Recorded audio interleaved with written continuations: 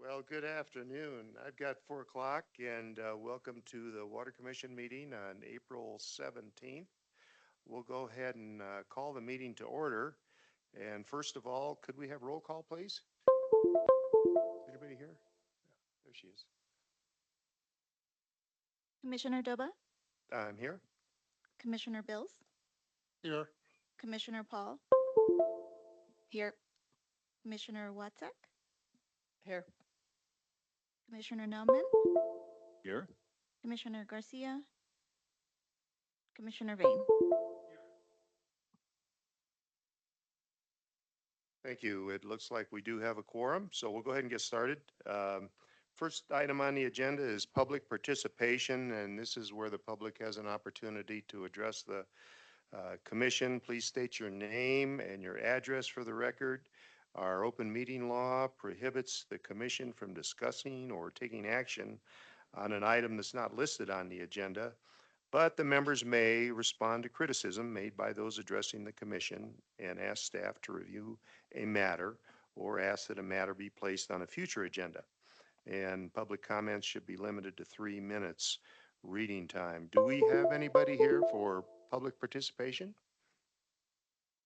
No. I'm not seeing anybody. What's that little beep, beep, beep going on? Has it? Okay. All right, next item is the approval of the minutes from the March 20th, 2025 meeting. I'm hoping that you all have had an opportunity to take a look at them. If not, we can take a minute or so here before I'll ask for a motion to approve the minutes.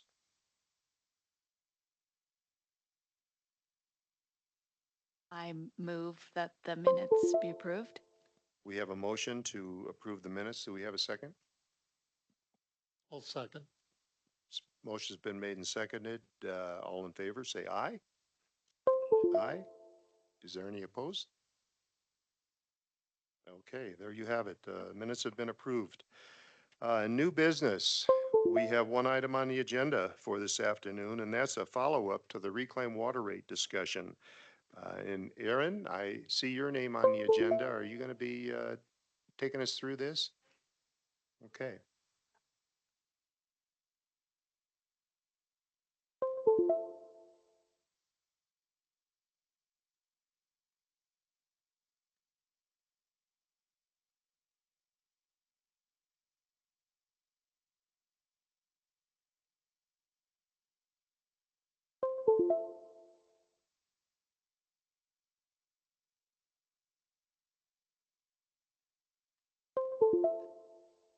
Oh, there's a USB here. I'm gonna pull this out. Oh, what is that? I bet it's important. I wonder if it's a communication one and not a USB with stuff on it.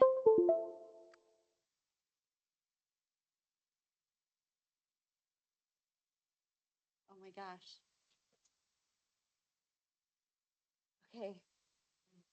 I, like, I don't know.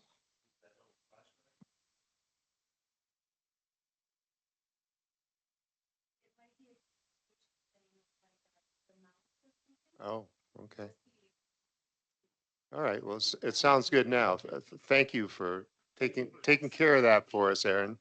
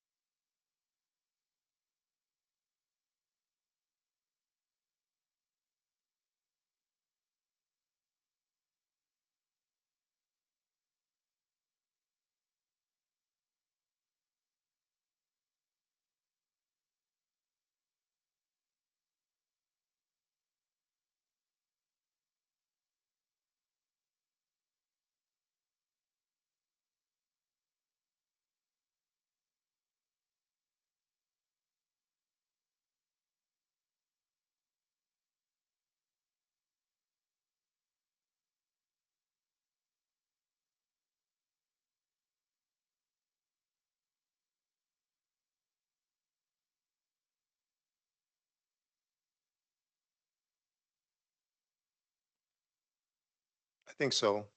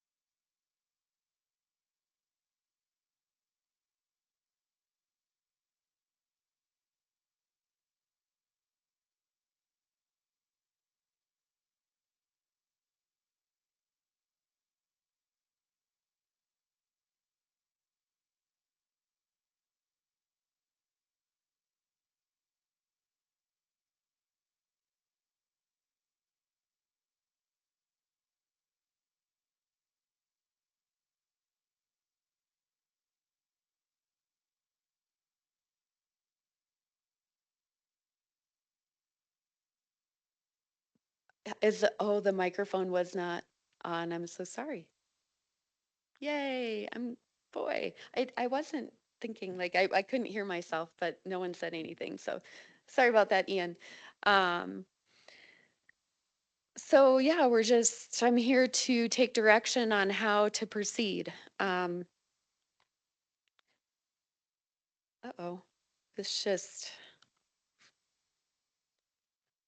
I included on this slide um, the main components from the guidance document on what the Reclaimed Water Group wanted to look at. Um, Establishing a reclaimed water stakeholder group. So we already kind of had that going. So maybe we keep that going. Or perhaps you want to work as water commissioners only on this and then engage a work group to get their feedback on your recommendations. Um,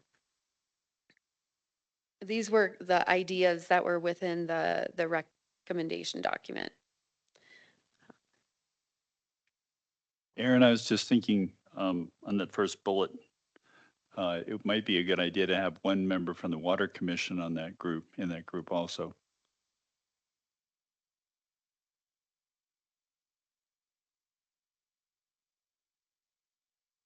The Reclaimed Water Stakeholder Group. Currently, that's not indicated. Well, I know there is, but in that statement, it doesn't mention the Water Commission. Oh, that's interesting. Yeah, we didn't catch that when it was drafted. I would say the intent was to continue having water commission. Okay, good catch. Some of the water conservation initiatives identified in that document include reviewing the draft of the fifth management plan. So under the development of the draft plan, there's like a turf focus initiatives that golf or non-golf groups could take to save water. It's like an allocation methodology, or a gallons per acre type methodology. Um, there were some other ones investigated within that work group that I haven't looked into the details enough, but that was one idea that came out of. So exploring what those are and how they might apply to Flagstaff, or maybe reviewing that work will spark different ideas that fit Flagstaff better.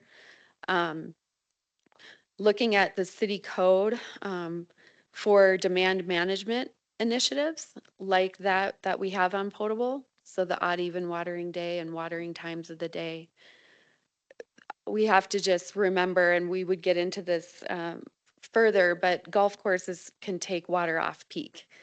And that's a real benefit to those on-demand customers. So, um,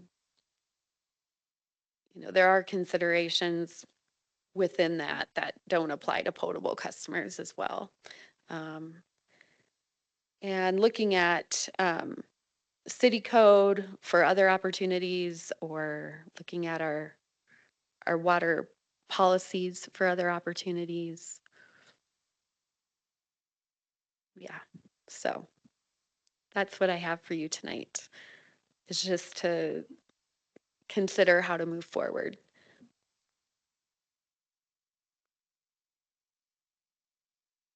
Well, with that, Aaron, we'll open it up for discussion and comments from the Water Commission based on what we see in front of us. Aaron? Thank you, Aaron. I have a question. Can you remind us what the target is for conservation of reclaimed water? So the target, from what I understand from the Reclaimed Water Work Group, and I might look to Rob since you were very involved in that, or Don. Uh, the goal is more to prepare for what we might do with reclaimed water now that advanced water purification is permissible under state law. We have opportunities for recharge and recovery of our excess reclaimed water. Um, So it's kind of just preparing for that. Um, the rates are going up by 8.5% because the rates follow the potable rate. So those customers are seeing an increase. But there was talk among city council, should they be seeing, should rates be set differently to reflect more of the value of the water or the potential value in the future? So it's kind of like, rather than coming down with the hammer and saying, okay, you're paying 90% of potable now, let's say, and they're like, oh my gosh, we can't. I wish we had started conserving 5 years ago. It's kind of just what's the future of reclaimed water and how might we start preparing for that? That's my takeaway, but I look to those who sat through the meetings.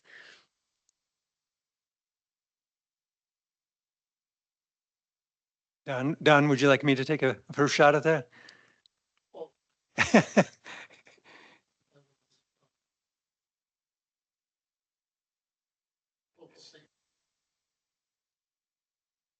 Yeah, no problem.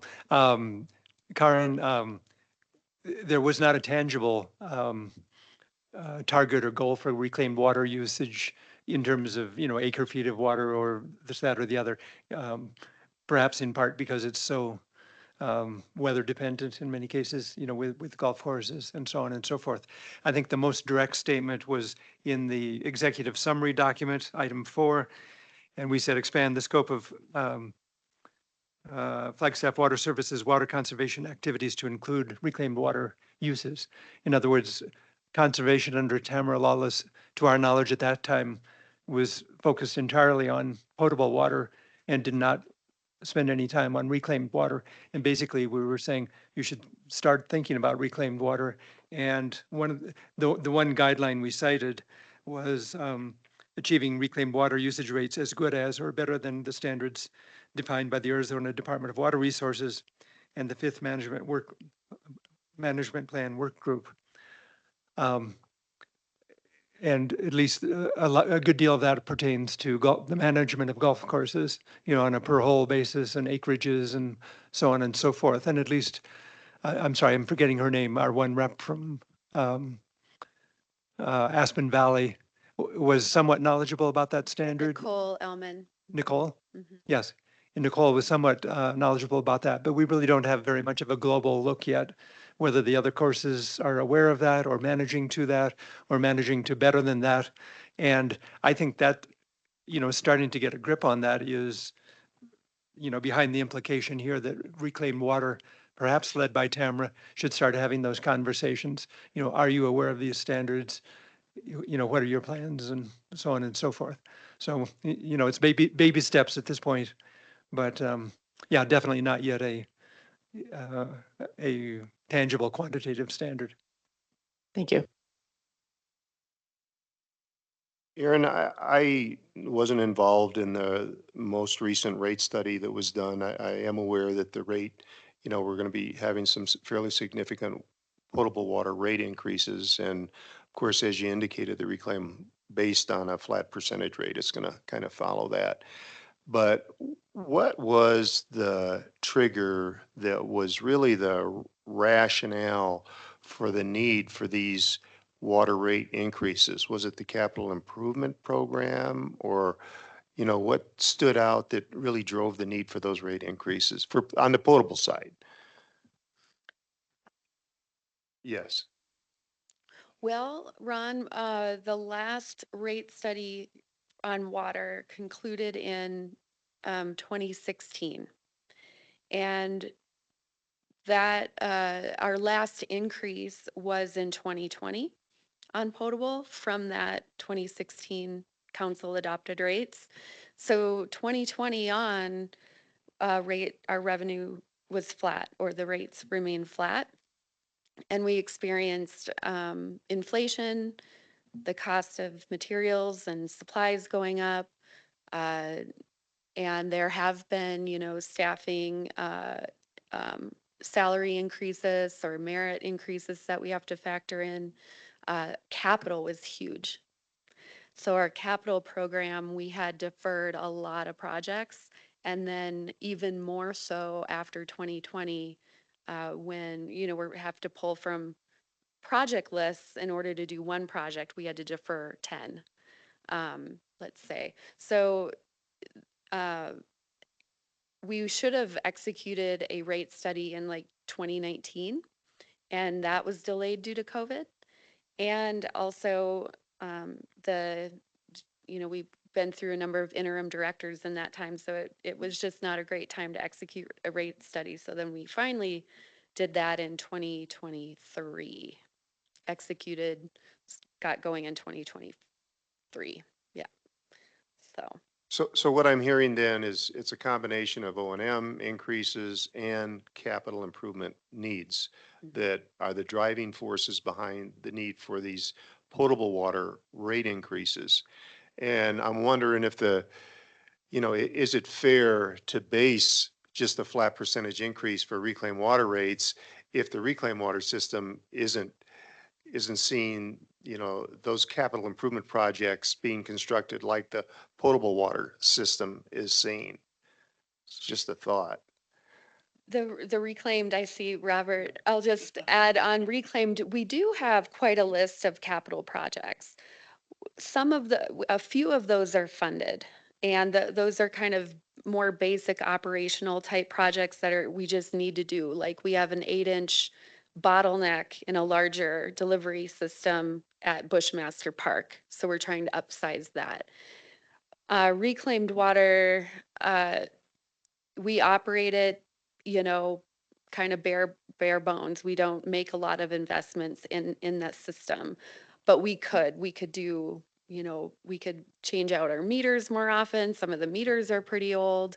Um, we'd love to loop the system someday. As you know, it truncates, Wildcat serves the southern or northern part of Continental, and then we have the other side of the line terminate at Fox Glen Park. We'd love to loop that. It would make it easier to operate, um, or better water quality as well.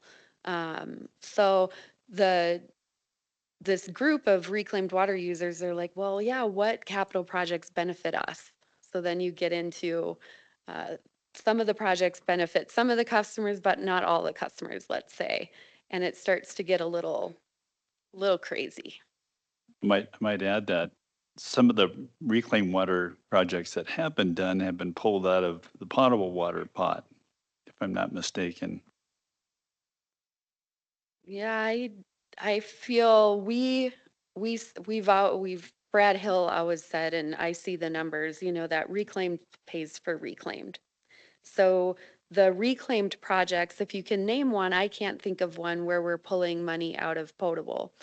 Um, there is within the water rate study, there were reclaimed water projects put in the water CIP because of the offset in water demand on the potable system with that reclaimed water project.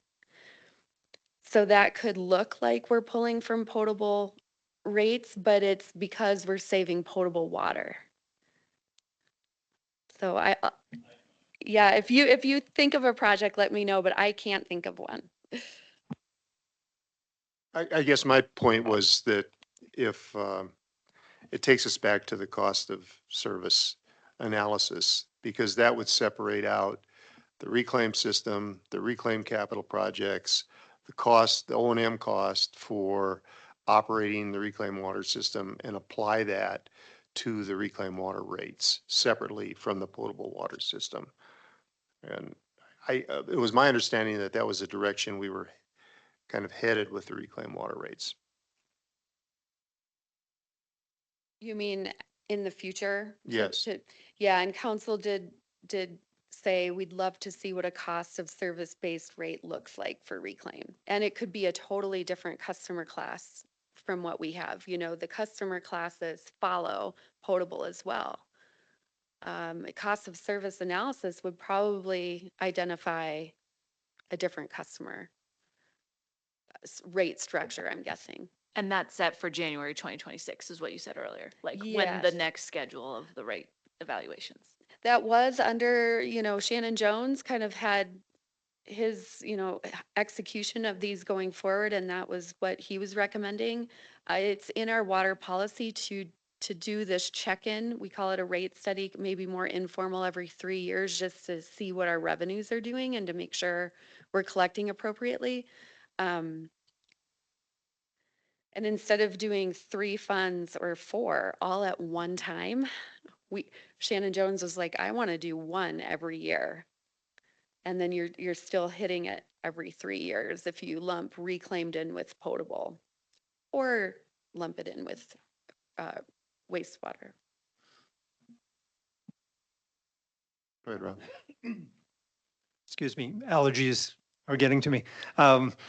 Ron, to address one of your points, I think it's worth mentioning, and I'm kind of looking at Aaron and Lee. They may recall the exact numbers, but I believe in the rate study that you had identified something on the order of 50 or $60 million worth of capital projects for reclaimed.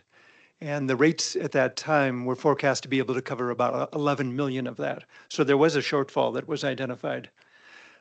So that's kind of fact one. There was a shortfall in meeting the needs. Now, understandably, some of the reclaimed water users looked at that list and said, well, you know, we don't necessarily agree with that whole list that added to 50 or 60 million. You know, maybe we should, as a user group, go back and look at those and maybe we could pare that down. But in any case, there was a shortfall as identified at that point in time. And then second, many observers made the point that the historic 35% rate is really just indefensible. There's really no basis for saying why 35% is the right number. Maybe the right number is lower, maybe the right number is higher, but you know, I witnessed in several public meetings, some people would come to the podium and say, you know, this is indefensible, the golf courses are ripping us off, et cetera, et cetera. And then there are people on the other side of that fence. But just arbitrarily saying 35% was really didn't make anybody happy and is kind of indefensible.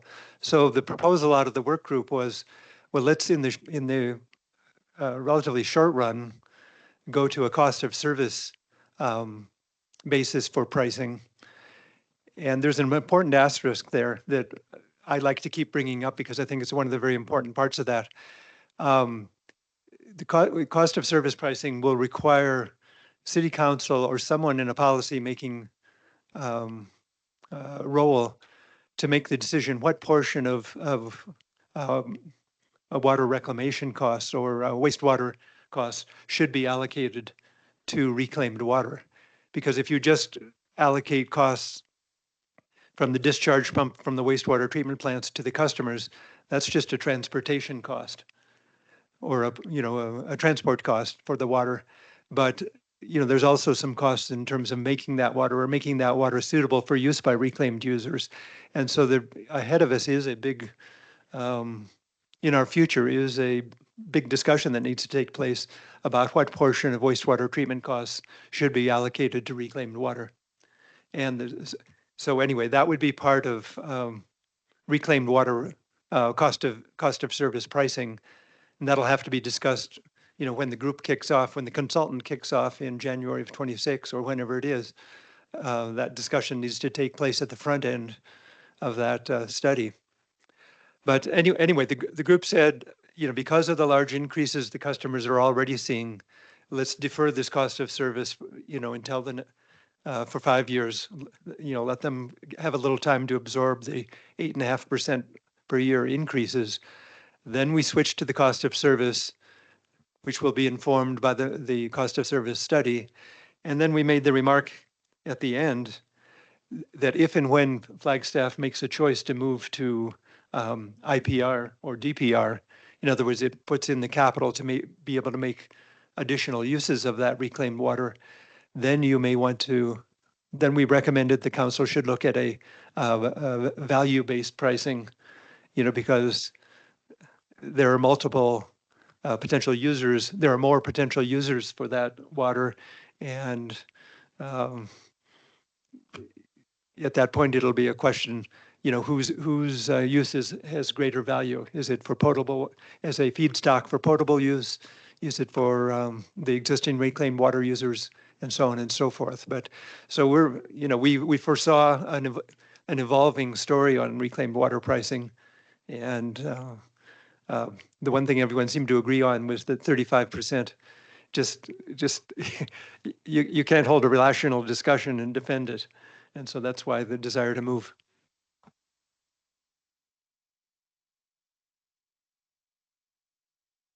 I can remember when we were trying to give that water away. The point is well taken. We did have charts of, what different communities charge. Flagstaff somewhere in Right. the middle of the range. But, we're all well aware we're moving into an era of tighter supplies, drawdown of aquifers, mining of aquifers, et cetera, et cetera. And, that conversation's evolving to a different point. I presume the committee that we had that looked at this, at the reclaimed water rates, had the opportunity to look at numerous ways of charging for reclaimed water that other water providers are using. We didn't really get into a lot of the different models that we, we didn't dive into it too deeply. What about the cost of service base for reclaimed water? Is there somebody else that's doing that? Yes, Who? I do have in my slide deck, a summary. Let me see. You know, there's a group called Westwater Research, and they research, how communities are evolving their reclaimed water systems to now advanced water purification and pricing. And it would be interesting to maybe bring them here because they can talk through all of the pluses and minuses of different pricing, who's doing what. They have the pulse on the latest and greatest information on, how communities are handling reclaimed rates. Let's see. Yeah, this is a provider comparison matrix. Um, so you'll recognize a lot of these communities, and then the fourth column over, rate setting and approval rate basis, cost of service. The weird thing is we are listed as cost of service on here. That's not true. So I don't, and this was prepared by Westwater Research. Unless there's something about our rates that I don't necessarily realize, like why they would refer to them as cost of service, they're not here to explain that. But yeah, you can see Goodyear, Surprise, Buckeye, a lot of them list cost of service based.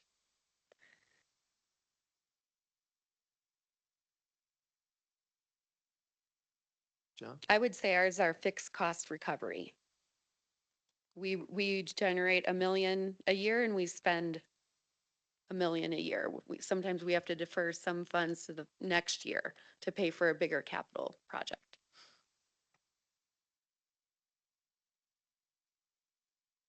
Karen? Um, I'm super interested in this topic of how we determine cost of service, but I'm a little confused about the purpose of this meeting. And I actually am not sure what you're asking us to discuss and make a recommendation on, because when I read the pre-read material, I'm not sure I got exactly the same thing out of it as what you presented. So would you reiterate what you want us to get to today? Gladly. So tonight is how we tackle the water conservation discussion. So the recommendation of the reclaimed water work group recommendation was look at costs of service-based rates in the future, but tackle some water conservation initiatives now. So I'm rolling it out to you. How do you want to?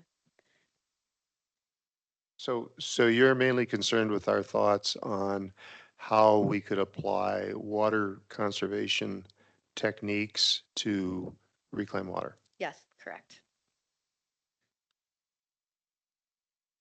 Well, one of the things that I kind of organize this topic on in my brain is the chart of water usage, the average water usage over the course of the year.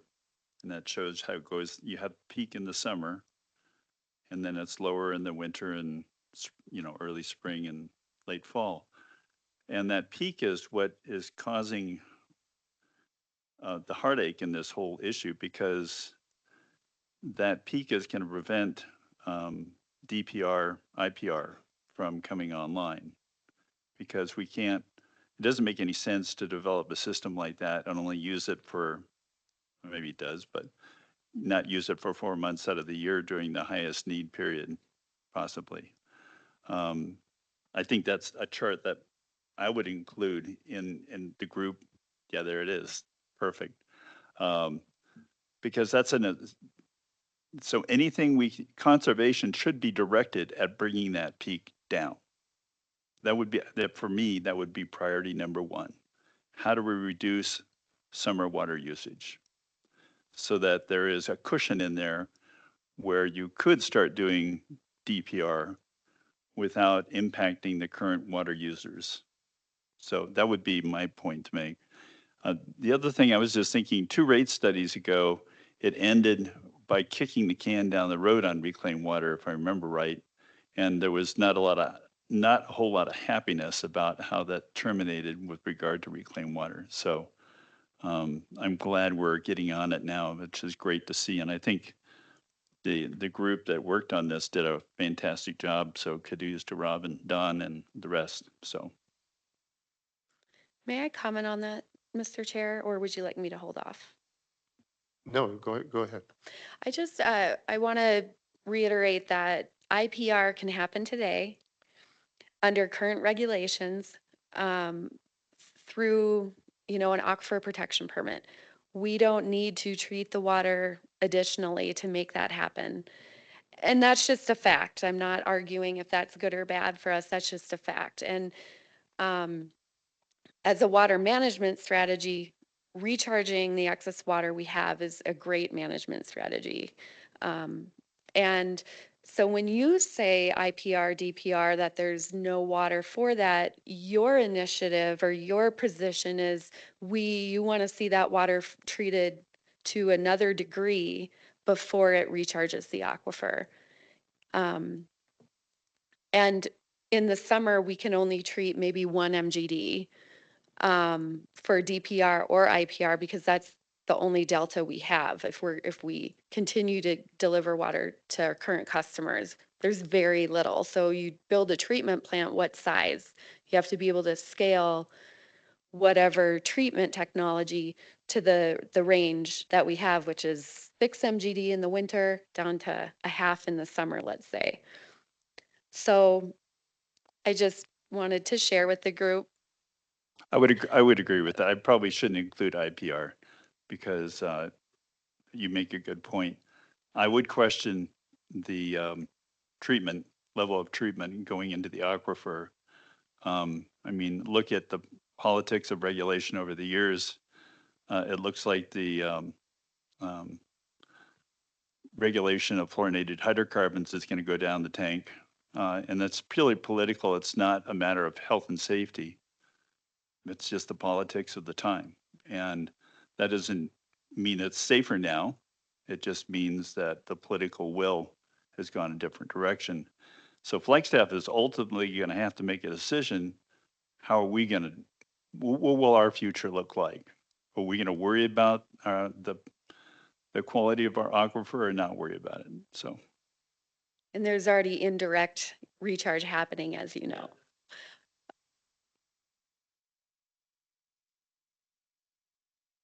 Rob? Just to follow up on John's comment about demand smoothing, that was a huge topic of discussion in the group, and it's really summarized, in this summary, it gets 2 line items, but so 1D, if you look at that, provide mechanisms to incentivize conservation and demand smoothing to minimize potential future competition over reclaimed water supplies if the city of Flagstaff implements DPR. So the group very explicitly recognized that as the issue. And so I guess that would be one of my proposals back to you in terms of your inquiry about how should we direct conservation efforts. One would be the item captured in 4A of the summary, which is maybe having Tamara and her team start to have conversations with the golf courses about where they stand relative to the 5 MP, and do they have plans to achieve that or exceed it or whatever. So that would be one. And then the second would be open in the same conversation, talk with them about what tools they might have at their disposal for demand smoothing. So we don't hit this major train wreck that we've all alluded to here in the future, that we have some water some of the time and don't have reclaimed water available at other times. So those would be two elements of a conservation plan that I think would be important to get started right away. I guess third would be, we really didn't do a survey of the reclaimed water, major reclaimed water customers, the golf courses to be explicit, whether they have any, what plans they may have in place. Nicole shared a little bit of what Aspen Valley has done and might be planning to do, but we really don't, at least I don't have any visibility whether any of the other golf courses have plans. And it would be, nice to know what they're thinking of. The last time, it's been some time since I read any of the city contracts with reclaimed water users, but my read of those back then, several years ago, was the city really is just obligated to provide water on a best efforts basis. You're not obligated to be able to provide water around the clock or in any specific volumes and whatever. It's just a best efforts basis. And so I think, the burden needs to fall to some degree on the users. If they're not happy with the delivery schedule, we need to look at them as well. What storage might they consider putting in? Some of the documents have been written, well, the city ought to look at what storage it can do. Well, we ought to, I think, in my view, we should also look at, this is not a burden that falls exclusively on the city. If the customers would like a different delivery schedule or availability, they may need to take steps on their side in terms of storage and so on and so forth. So anyway, I don't know if that was too many words, but anyway, yeah, two main focuses of conservation action now that I would recommend would be, again, get Tamara and her team talking with those customers about their about this 5 MP plan, where they stand relative to that, and whether they have plans to be able to do any kind of demand smoothing. Aaron, have we compared the water, I'm sure we have, the water use of our golf courses here in Flagstaff with those located in active management areas that are going to be subject to the 5 MP? Been a while. We did a gallons per acre maybe 7 years ago, and I haven't done any number crunching I think since then. that would be some good information to know. And I'm presuming when we see these, these summertime peaks of water use, that they're not coming from residential reclaimed water customers, because we don't have that many. But we've got the golf courses, we've got the schools, and we've got the parks. Mhm. And And NAU. and NAU, yes. When we're like, okay, it's peak season here and storage is dropping too quickly. I mean, the team, they reach out to users and they coordinate who's taking water when. That's my observation of how they handle it. We haven't put potable in the system since, I think, Brad, I don't know if that happened when Brad was the director and he said, I won't do that again. It happened when I was the director, I remember. So everything we I'll can do never to forget not do that. that.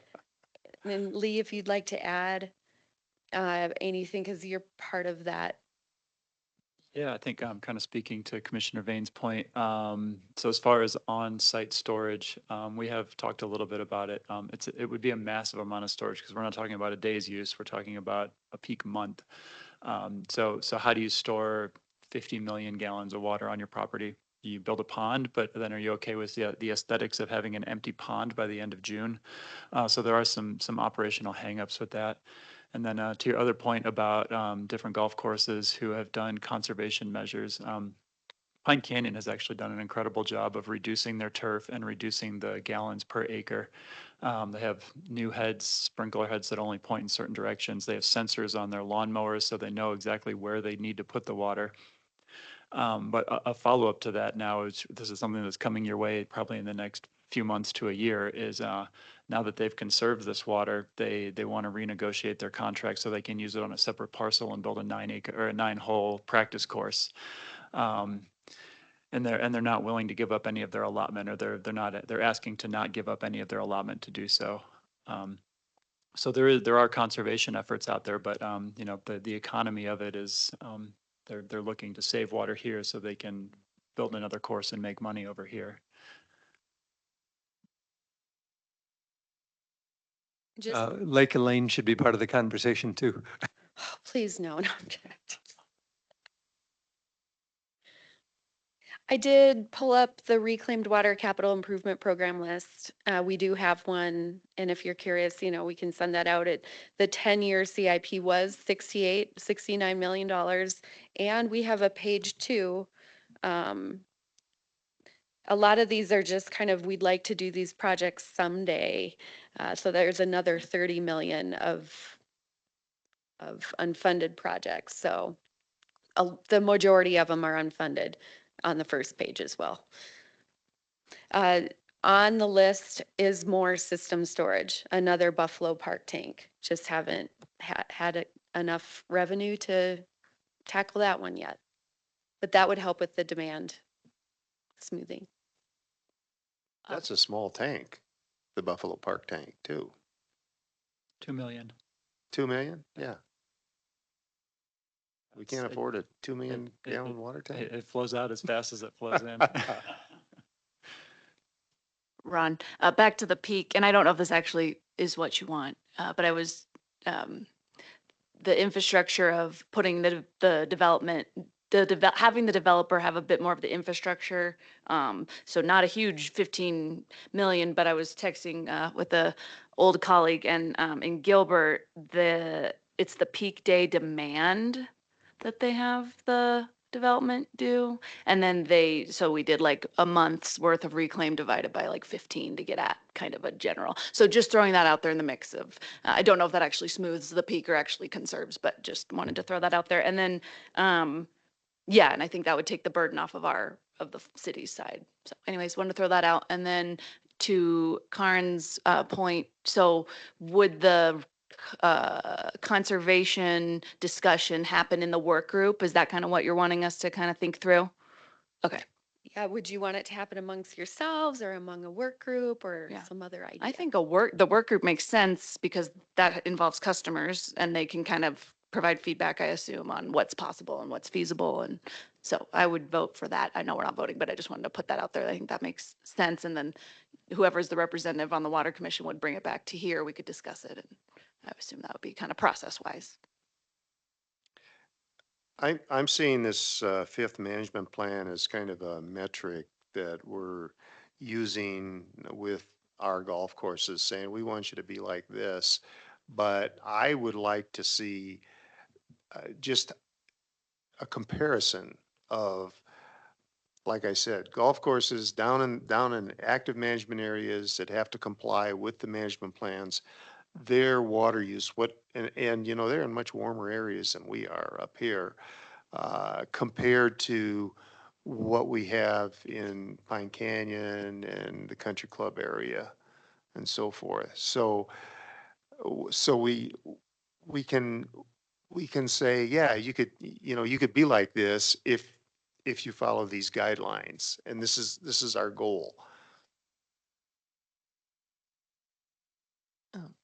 I totally agree that data is really important for making these decisions. And I always assume that you all have access to all the information out of the system and that you're, like, for some reason have the leisure to do analysis with that information and provide that to all the different parties. And maybe that's not true, but I think for these kinds of conversations, having that information is really important. I was curious whether the Flagstaff Water Services conservation team, like what level of bandwidth do they have if we would want them to do a bunch of background research on the best practices for different kinds of conservation or demand smoothing, et cetera. Do they even have time? And if not, how do you buy their time so that they can have that available? Because I think the working group is one really important piece of this, but having staff also not just getting the information, but getting more up to speed on those best practices so that that is staff internal knowledge seems to me to be really important. And I think the data that Ron mentioned is related to that as well. And I know for a fact that there is a major golf association in the state that probably compiles all of this data. And if we could tap into that, it might be a big help. There is a golf association, actually, I saw a presentation, it was awesome by them talking about gallons per acre and all these different metrics. So we could definitely, we could invite them to a subgroup meeting, we could invite them to present to the Water Commission. The one thing we do have to be careful of is we can't disclose a customer's water use anymore like you used to in the 80s and 90s. We're not allowed to by state law. What about golf courses? No, we can't? We're very careful to not with under our leadership here on the customer service side. We can only provide data aggregated to like a group of 10, or we can't disclose any one user's total water use. So what would you say about inviting the golf courses to speak to their metrics, their gallons per acre of use? We can kind of confirm. I can be like, no, that's not true. Or they can help me understand my numbers, let's say. But I just want to be sensitive to not be disclosing their data, and then it might lend better for them to be part of the conversation and sharing that. Okay. Sorry, It's, Ron. it's hard to solve problems if you don't have the data and the information that you can look at. Karen, did you have something? You're probably going to say the same thing. I think you should ask them what they'd be comfortable disclosing, right? Just as you're asking them what measures they can, they know best what measures they believe are feasible or acceptable. Or to your point about aesthetics, we may come up with some great idea and they're like, that does not work for a business reason or whatever, right? But along those same lines, I think you can ask them, would you be comfortable sharing this information? If not in this format, what format would you be comfortable sharing it in? Or would you present it yourself if you're not willing to just sign something letting us analyze all these data and then provide them to other parties? Or what limits do you want to put on how the data is disclosed? Maybe it's only used internally because you guys already have that information. Yeah, we right? do have the information. We actually have crunched the numbers for all of our parks. Tamara has already done that, and they're working with parks on irrigation systems, or Parks is really trying to do a good job in being good stewards of the resource as well. But your question about staff time, there aren't a lot of customers, so I would say Tamara and Emily can take this on.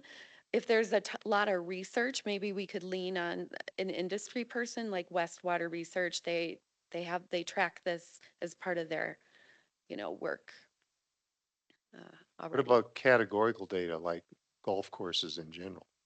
Yeah, That could and be we could disclosed, couldn't it? re- If we don't identify a specific golf course? I would think. Just the aggregate use of all golf Yes, courses. yes. Yeah, we That's- do put yeah. that in our report to the Water Commission. We used to call out the 2 courses, but we do have that volume, and then we can remeasure what we see as the footprint being watered. So we can get the acreage in real easily.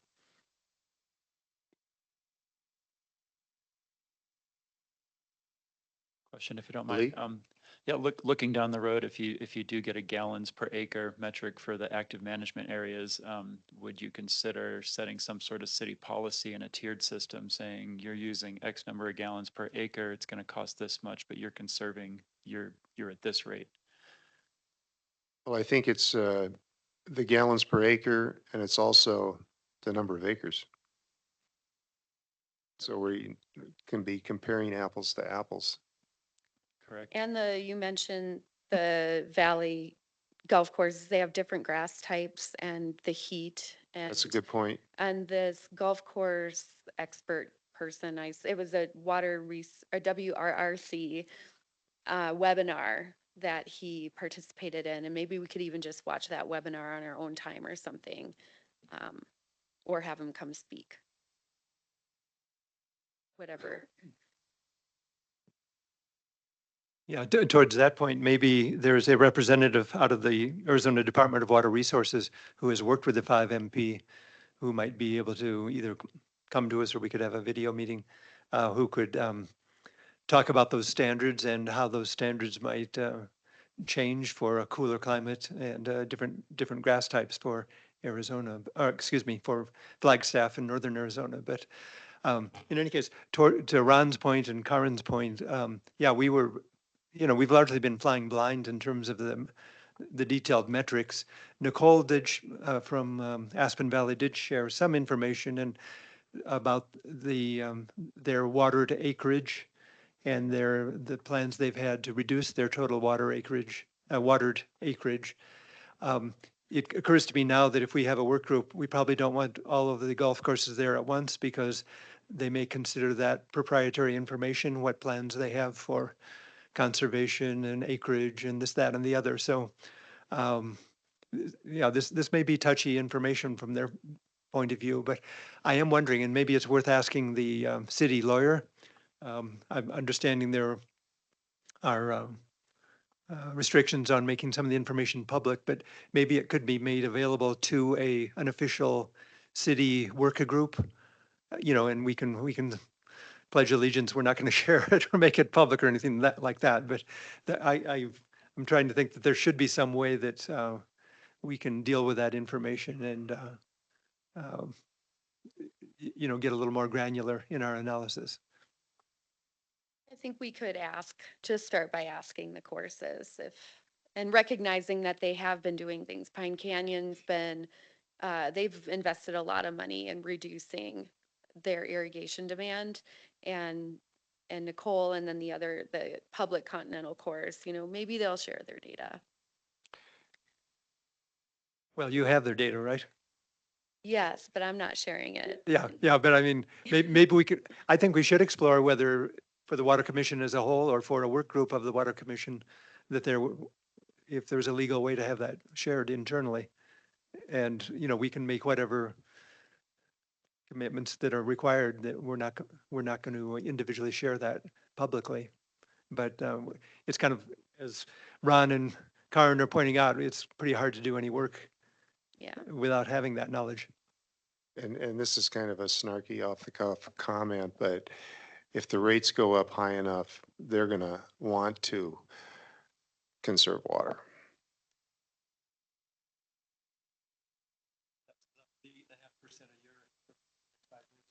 Yeah. That's a good motivator. Could go up more than that.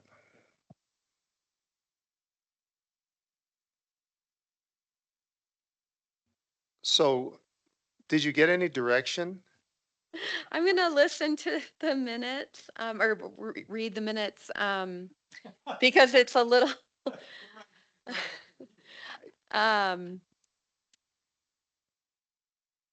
I think from my perspective, and I can't speak for the rest of the commissioners, but I would certainly like to, if we're gonna be talking about the fifth management plan, I would like to know how the fifth management plan is addressing golf course water usage in active management areas so that we could look at those techniques, those rules, those policies, whatever they have in place, and how does that compare with what we have here in Flagstaff with how our golf courses are being operated?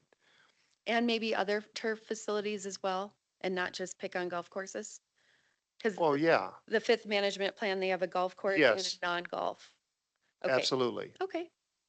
It might be good to look at golf courses at 7,000 feet in maybe other states and so forth with similar precipitation patterns to get a better comparison too.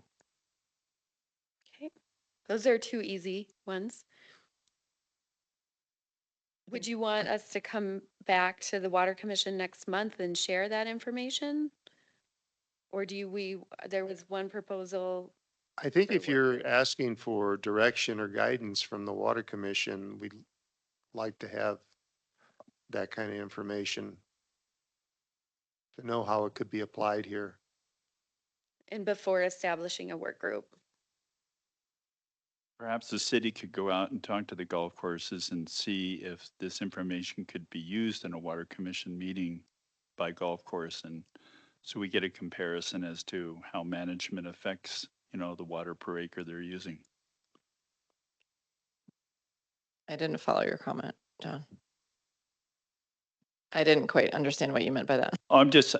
We talked about the disclosure of information and how that's against state law. If we get them to sign off, we can use that data and use it in like a water commission meeting. So.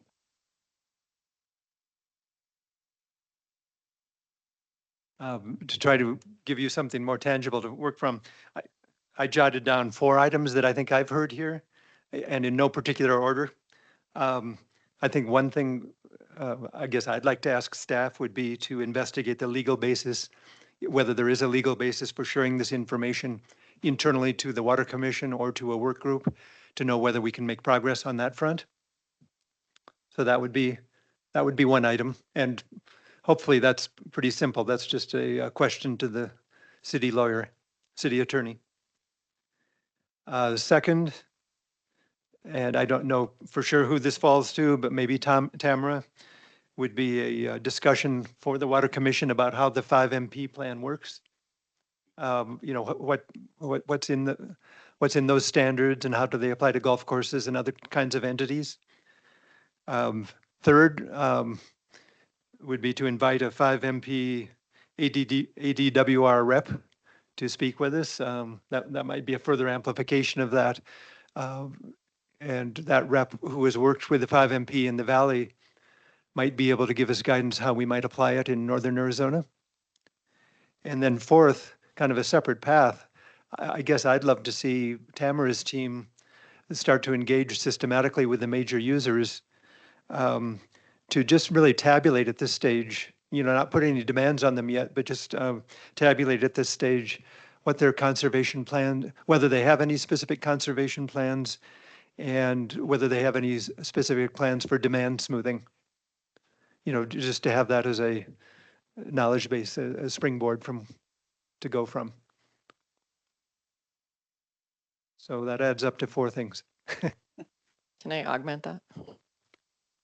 I don't remember if it was your second thing or your first thing or whatever, but I like the specifics that you all mentioned about what the water conservation team could be looking into and 5WR, et cetera. But I think they could more broadly look at best practices on smoothing. Like those would be parts of a broader look at best practices on smoothing and overall demand reduction, et cetera, which moving your water usage around is not the same as conservation, right? So both of those things. And then I think on your fourth item, not just asking the users what their plans are, but what they know about or what they think is most appealing or acceptable to them, just to kind of gauge that. And then I had a procedural question. If we recommend the establishment of this working group or continuance of the working group, or if we ask for this information to come back to us, is it the case at some point that we will be making recommendations or that group will be making recommendations about policy back to council? And what's your sense of the time frame on that?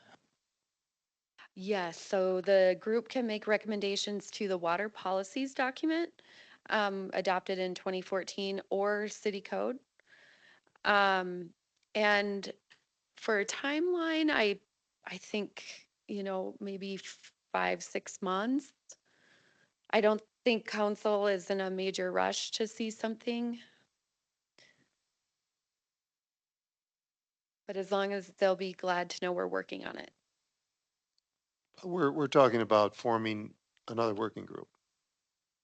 Forming a working group and then having recommendations from the work group for anything policy related or code related. Or other items that might end up in contracts or. Isn't that working group going to need the same information that we're asking for, basically? You would think so.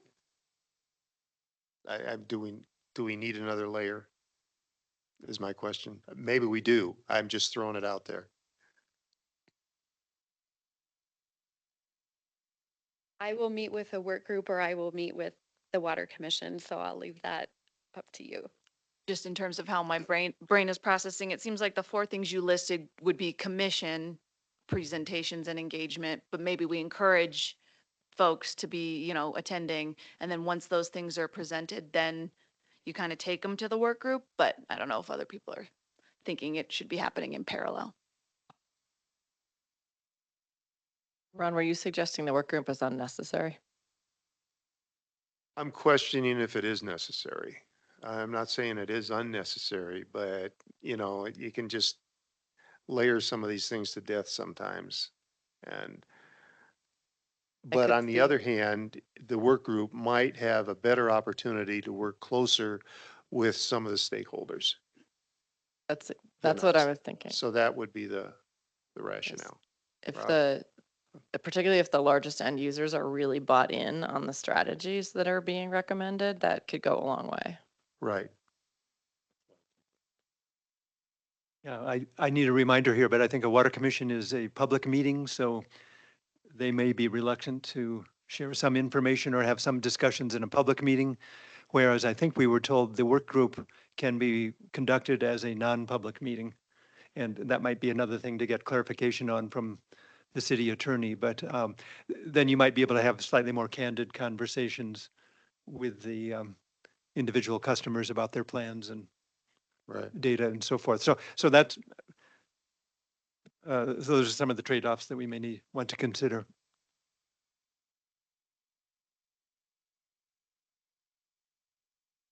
Okay, so we're going to form a work group. Well, we could wait until we get the response from the city attorney. Yes. On if a work group is public, we were operating as just a subgroup, not a public. We weren't taking minutes or anything like that. Right, and I think that So- was part of the point, that that might be a more discreet way to Yeah. have candid conversations. Yes. But perhaps we need the official word from the city attorney. I don't know if we all knew that for I- sure, or, I'm gonna say we don't need, so Shannon Anderson, the deputy city manager, just jumped on, and Shannon, I hate to put you on the spot, but for us to have, and hi, by the way, are you listening and able to come online?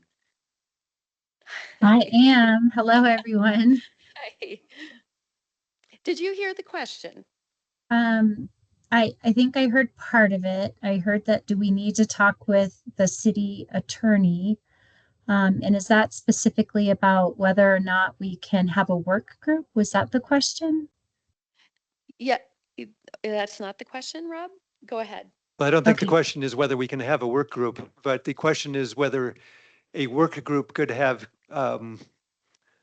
candid discussions with reclaimed water customers in which they felt they could share proprietary information, and then that information would not be subject to being made public.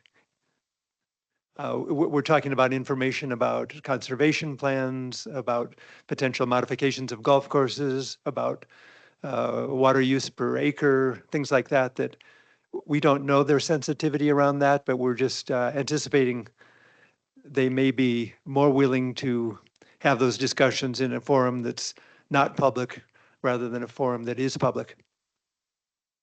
Yeah. In my experience, the conversations where you're collecting information, discussing information that impacts rates, typically we want that to be public. But if there are conversations that need to be held in private, typically what we've done is we would have that as a preparation. It wouldn't include the entire group. It might include, some key members from the commission without creating a quorum, some staff members to truly understand what they're doing and how that it would impact the conversation so that we could include it in the overall discussion from a standpoint of generality without sharing those specifics. But I hear you that sometimes you can learn more information in those private discussions, but we would still need to have any discussions regarding the rates or any of those things in a public meeting when it includes the entire work group. So I think that's a way we could accomplish both with honoring what's required to be in open meetings. I see the work group, and I'm sorry to step in, but I see this as a continuation of what we were before. And we were, Shannon, you attended some of those meetings. We met at Water Services. I didn't consider that like a public meeting, and we were able to just have candid discussions. Or is that, because we didn't take notes or minutes, we didn't provide minutes. I think it depends on what you want the work group to do. If the intention of this work group is really to be the lens in which we take recommendations, different ideas through, so that we can have a greater span on participation and input into what we bring in front of council. The benefit of having that be public is you can share that same information with other groups. So, for instance, if the chambers wanted to talk to folks about it, if there were business groups or community groups that wanted to talk about it, you're basically creating messaging that can be used throughout the community to really help on that inclusion and the outreach. So I think from the policy discussions that you have, I think it was fine to do it the way that it was. But I think sometimes when you're talking about rates, the more public facing those discussions are, the more inclusionary those discussions are, the better it goes when it gets to the council point of the discussion. Because you've already heard a lot of feedback, took in a lot of different considerations, different viewpoints that help that council process a little bit better. Shannon, John Nauman, Water Commissioner.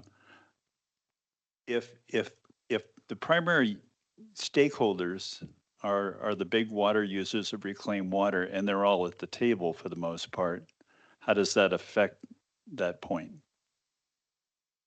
I mean, I think that they can all be part of those ongoing conversations.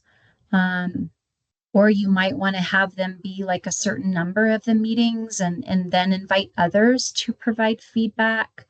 There's so many different ways really that you can structure it.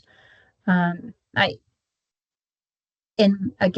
opinion, I think the more inclusive we are, the easier the end of the process becomes. Yeah, I guess my point was that this isn't a matter that affects all the people in the city, except for maybe the use of the golf course. But it primarily affects the stakeholders. I think that's one of the reasons we included the stakeholder in this group, so. Exactly. I think that there might be larger community interest in the future of reclaimed water, and I think that's where you might have a larger audience that's interested in the discussion outside of those that are currently using it. But it depends on maybe on some of the recommendations or discussions that start to come out as you have the discussion. Shannon, this is Ron Doba, and my understanding is this work group really would not be, and Aaron, correct me if I'm wrong, but it would not be really looking at rates. It's going to be focused on conservation practices more than anything else. And those may eventually, trickle down to water usage is going to trickle down to rates in the end, but they're not going to be talking about dollars and cents. I appreciate that clarification, Ron, because when I see on the screen that you've got basically costs outlined, my assumption is that you were talking about rates. So I appreciate that clarification. I think if you're just talking about conservation, I think continuing to structure it the way that you have is perfectly fine. I think when we get to that rate discussion, it's probably going to behoove us to be a little bit more inclusive. Thank you.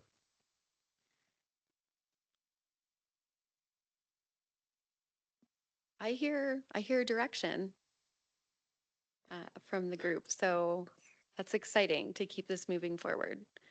So this work group, is it going to be the same folks that were on the other one? How are you going to determine the makeup of the work group? I don't have the document in front of me, but well, let me go back here. My impression was to invite everyone and there aren't a lot of customers, so, but the guidance document stated, a reclaimed water stakeholder group comprised of key users. Um, there aren't a lot of them, so why not invite everyone? That's kind of my point of perspective. And we didn't have engagement from FUSD. Maybe now we'll get that. Um, we didn't have engagement from the commercial side. It would be good to engage car washes and commercial irrigation that's happening. And I don't know, open it up to all to be part of the discussion. What do you think?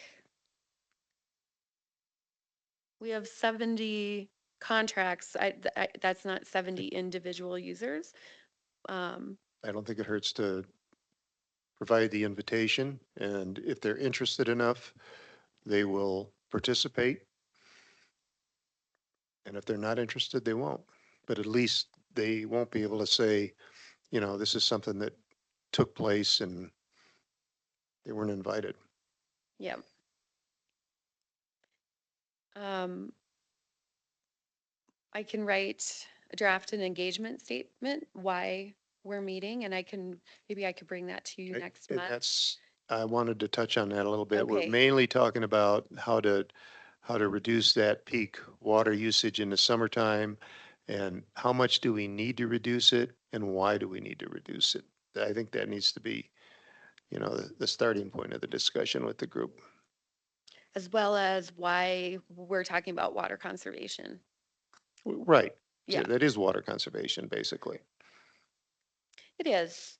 That I guess I see them related, but then there's also true water conservation uh, practices in the field that might Well, the help water conservation incentivize. practices will get that peak down. Right, yeah. Okay. Rob, you look like you have another comment. Well, I'm uncertain how the group would proceed. I hear potentially inviting all users, um, and that I'm groping a little bit. I don't know whether that defeats the purpose we were just speaking of with Shannon of trying to have more candid, potentially proprietary discussions with individual customers. There are a few elephants in the room, and then there's everybody else. And I think maybe it's through Tamara's group that we get the individual information, and maybe the work group then deals with the whole group, or maybe the whole group wants to meet with some of the major users one at a time. My guess is they're not going to want to, share all of their information in front of each other. So we may want to strategize a little bit about how to proceed with the customers. As I said, I'm just bringing this up as a concern. I don't, sitting here right now, I'm not sure what the right path is. I'm just reflecting on, I think like some of the more general discussions that you outlined, like that, besides the data part of exact water use, I think maybe those conversations could happen sooner rather than later. And then the nitty gritty gallons per acre data, I think that can come. I don't think it should hold it up from having like work group meetings to discuss water conservation on reclaimed. Was Flagstaff Unified School District initially invited to be part of the group? And they just didn't send a Yeah, representative? I emailed them, I called them, I got no response, and maybe there's a staffing changeover or, um, and yeah, I'm sure I can find someone in the city who has that contact just to hear from them. We're too busy, or, I mean, if I were trying to make a decision and then we'd say we had 50 actual users, I would well, how many use a large amount of water, how many use a moderate amount of water, and how many people is it very small amounts?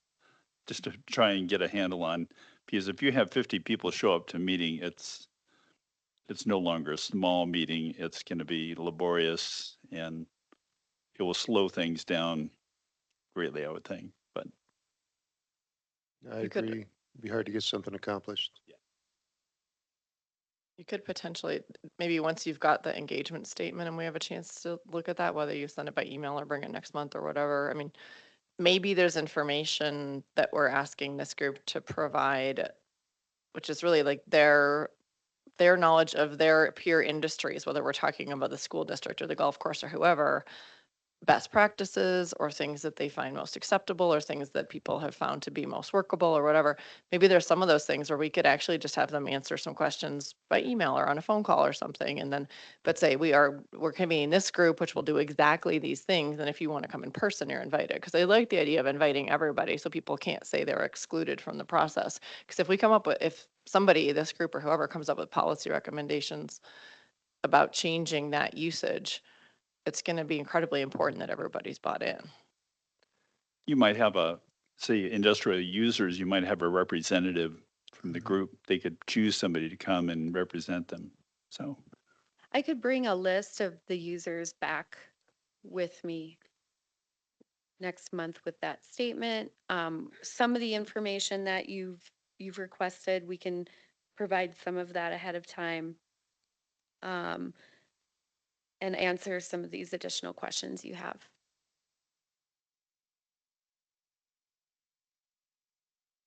Okay. Rob, Ron, I believe you raised the question of who should be on this work group. I guess I'll just say out loud, I, for one, am not assuming just because I was on the previous one that I need to be on the next one. I think I think it's your prerogative as leader to decide how you want to choose who should be on that. look at group. all the experience you gained by being on that work group before, Rob. Well, I just want to make sure, make it clear it's open and I'm not making any assumptions and you should take this the direction you want to. Well, I'll open it up to the commission as far as, I don't know how many representatives from the commission we would have on it, Aaron? One, maybe? Two? One? Just as long as you don't have a quorum at these Well, meetings. two won't but- get, two would not make a quorum. How many commissioners were on that last work group, Rob? Three. Two. Commissioners and the chairman. The chairman led that effort, by the way. Oh, really? Yes. No. No pressure, Ron. Okay, well, Three is not a quorum. I'm sorry, Three is not a quorum. three is not a quorum, no, it's not. We can do that. And I'm happy to participate in the group myself as the chair of the Water Commission. And I would ask the commission, who on the commission, first of all, would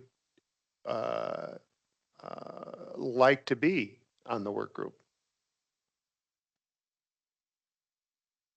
I'm looking for volunteers. Rob, we have one, Rob, and then I will participate. And I cannot. do we have another I'm not commissioner? interested. But I also think that we have a commissioner who's not here tonight who should be asked. That's a good point. That's a good point. Okay. Okay, we can do that. Can we send him an email to see if he has an interest in being on it? I believe we can. I Okay, don't see an issue with that. Looking at Andrea. I will let's, work with. let's do that and then we'll go from there.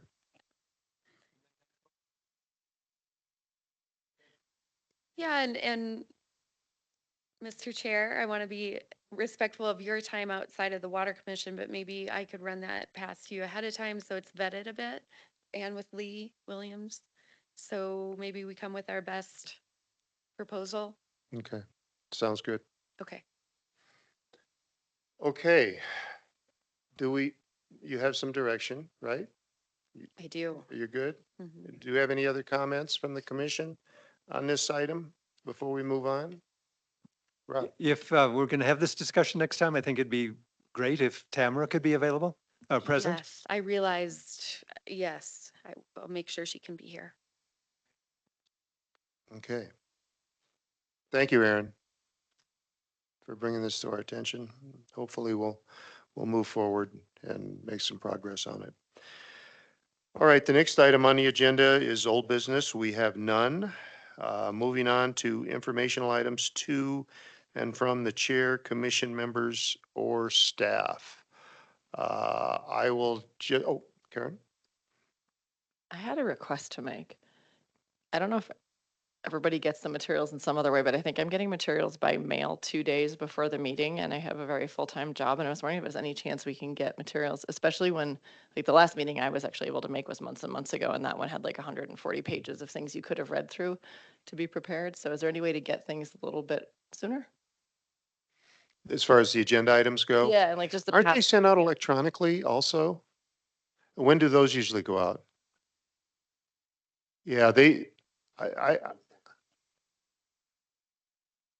I usually send it out the Thursday before, a week before the meeting. perfect, thank you. have you been receiving those, Karen? Okay. Okay. Okay, yeah. Rob, anything? If anyone can do it, I'd love to hear a brief summary of the Snowball visit. I was not able to attend that, and I guess I'm wondering, did that occur? Well, it And- did, and and- I'll be happy to give a brief summary when we get around to me on it. John? It's just a wild thought. In terms of storage of reclaimed water and stormwater that usually runs out of our control, down the road, maybe there could be some thought in terms of where we could create larger retention basins that would benefit both stormwater and storing reclaimed water. Just a thought. Good point. I'll keep that in mind. Shannon Jones did have the idea of using one of those old 50 million reservoirs up at the North Reservoir Filtration Plant. They have notches cut in them, so they only hold 20 million gallons at this point, but potentially lining the leaky one that we don't use for reclaimed storage.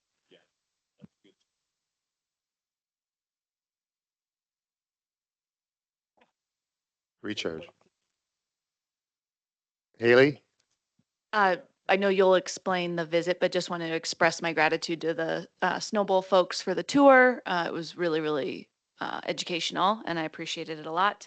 And then in terms of requests, I was wondering, and we're, towards the tail end of the legislative session now, but perhaps a standing item for future commission meetings could just be maybe water-related bills happening at the legislature that may impact Flagstaff. I think that would be just kind of a nice thing to keep an eye out for and have as a standing item. And there may not be things to discuss, but there were a lot of water bills at the legislature this year. So I think that was all I had. Thank you. Thanks, Haley. Don? Nothing from me. Oh, John? The other thing I was wondering about is how the current administration at the federal level is affecting funding from bonds and grants and stuff like that. Are we seeing a big hit at the city level, especially in water services, or where are we at?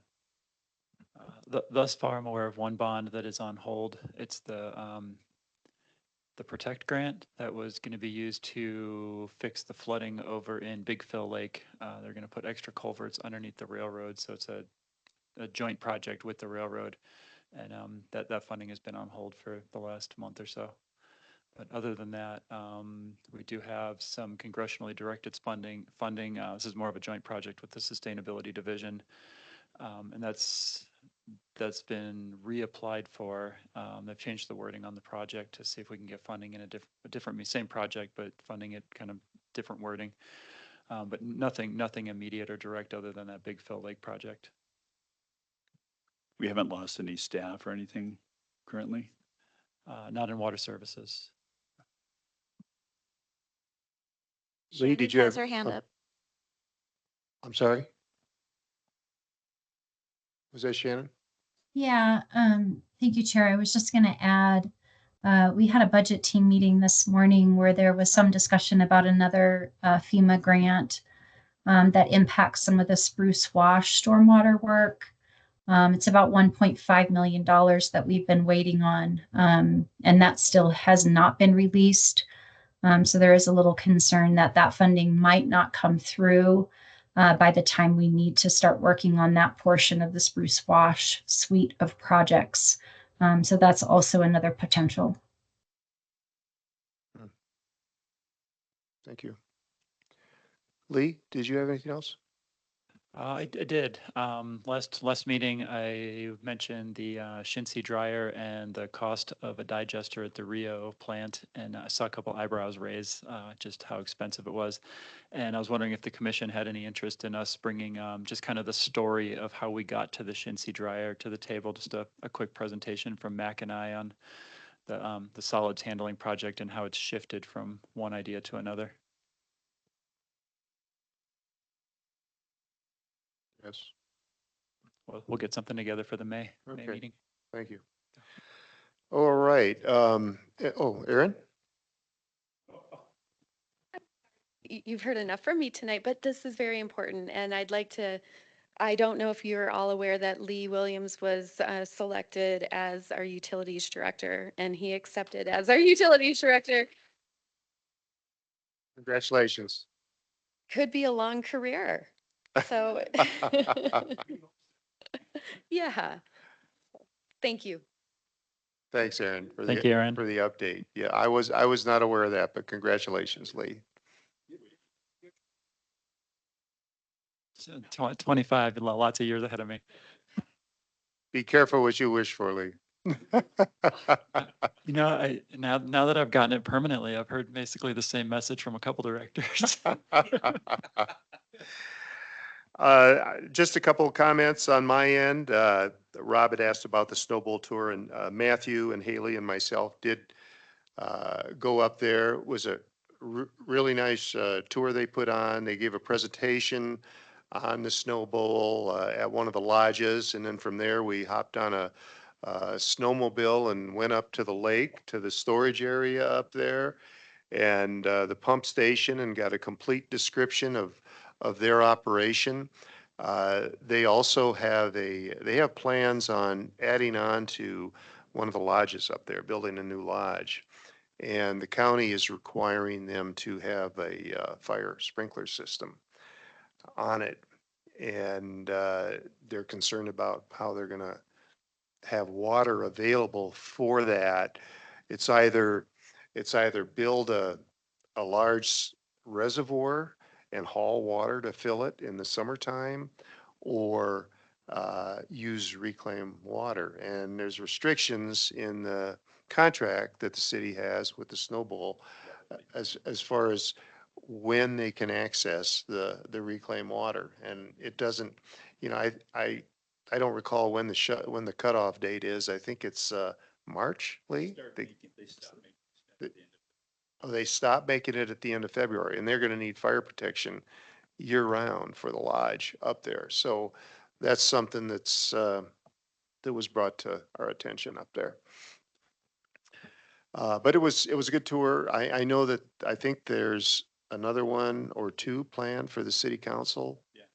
You're gonna go on that too?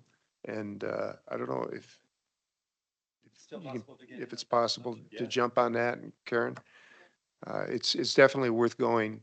You'll probably won't get a ride on a snowmobile by the time they have it, but that's the way it goes. But you might get the gondola. We were rushing, so Right. there was gondola planned, but we didn't have it. Right, right. So,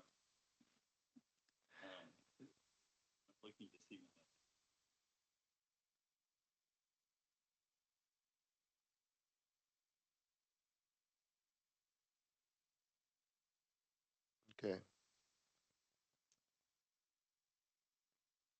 So if we have other commission members that would like to tag on to that, Lee, can you find out if it's if there's a problem with it or not? And so we can get the word out to the other commission members Yeah, I can do that. as far as, you know, the logistics of when everybody just drove up there by themselves, and I know there was concern on, actually, the city attorney was there too when we went on that tour, so. Okay. Is there any other informational items from the commission or staff? If not, I have about 5:34, and we will adjourn our meeting of the Water Commission. Thanks, folks. Thank you. Good night. Have a good night, Shannon.